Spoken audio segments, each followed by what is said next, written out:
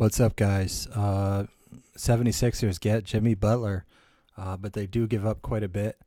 Not too much, though. And the Wolves really screwed up by not trading for Josh Richardson 3 weeks ago when Josh Richardson was on the table for the Miami Heat.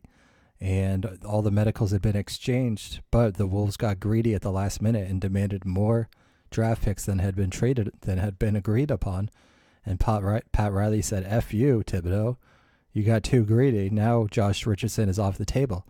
And now Josh Richardson is playing almost as good as Jimmy Butler, averaging 21, 22 points, making $10 million a year or something for the next 2 or 3 years on a great contract. And the 76ers, the Timberwolves are instead getting Robert Covington, who's a very good role player, a very good defender, a guy who's really going to complement Andrew Wiggins and Karl Anthony Towns, and they get Dario Saric, who has 2 years left on his contract. Robert Covington is the real get because of the value of his contract. Dario Saric will give them some more gentle but still relatively tough veteran leadership that those young guys are going to need. But in my opinion, the Timberwolves are going to be treading in mediocrity for the foreseeable future because of the lack of heart of guys like Karl Anthony Towns and Andrew Wiggins. So the Wolves also get a 2022 second round pick, whatever. In any event, this is a big drop in value from the Wolves. But Jimmy Butler's value was probably dropping by the day, if I had to guess. And what's weird is that the only reason, Jimmy Butler, he's still not a guarantee to get a max contract next summer. He has to stay healthy this year. He has to get along well with all of those young guys on the 76ers. But what's kind of sad is that Markelle Fultz now becomes Andrew Wiggins, and Ben Simmons now becomes Karl Anthony Towns.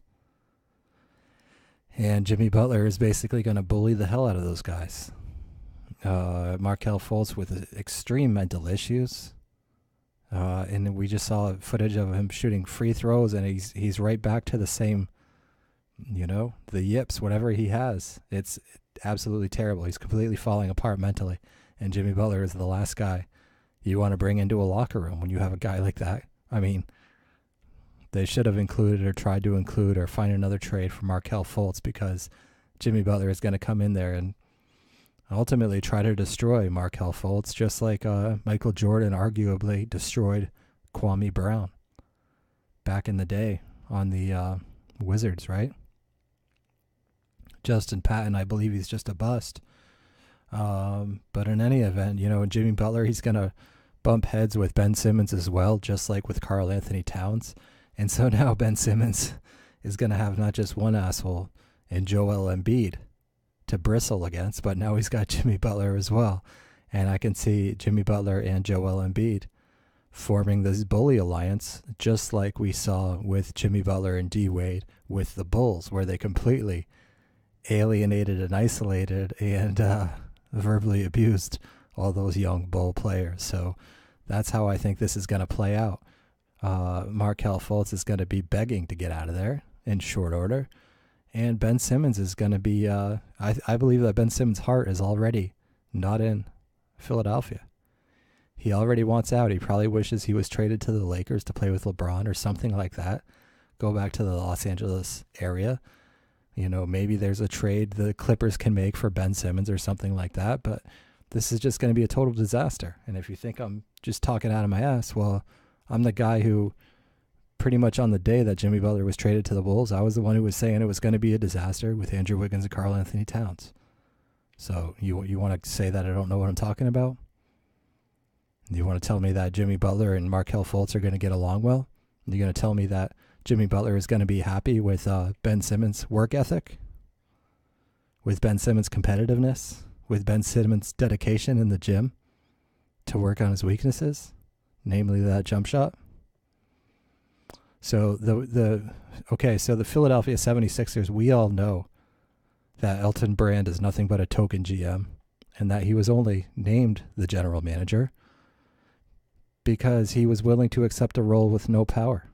And any real GM who wanted real power in an organization They interviewed for the 76ers and they turned it down and said, yeah, no. So the job goes to Elton Brand, who has 1 year of D-League, experience in the front office. And this was not made by Elton Brand. This is not an Elton Brand decision. This is those meddling Wall Street banker ownership group pulling the strings and thinking that they know best, and also feeling extremely desperate because they got too tricky, too cute, and they traded away their top 10 pick, who was the son of a 76ers employee, played his college ball in Philadelphia, college champion, and now he's playing great for the Phoenix Suns, Mikal Bridges. And he also would have been a great replacement for Robert Covington, and he would have been a better shooter than anybody else on this team, arguably, from three. So now you're going to have three shaky shooters. Jimmy Butler is the freaking sharpshooter now, guys. So this is going to be a total disaster, but you have these amateurs who are good at banking, which is basically a rigged industry anyway, mostly ethnic mafia. And you have these guys who, because they made a lot of money in a rigged banking system, think that they can actually run an NBA franchise. And what they just did in trading for Jimmy Butler is starting to run the franchise into the ground. Just like ultimately trading for Jimmy Butler in Minnesota put them in an extremely perilous situation. But it's going to be worse.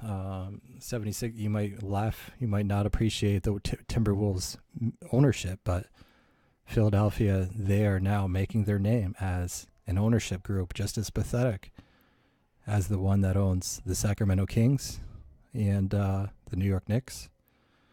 And now they're going to be pushed into a corner where they're going to feel embarrassed into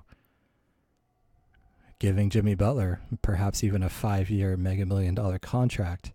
And with his injury history and his intangibles and his chemistry issues with all of his teammates, you could have Joel Embiid, Ben Simmons, and Markelle Fultz all demanding trades within the next 12 months at the latest.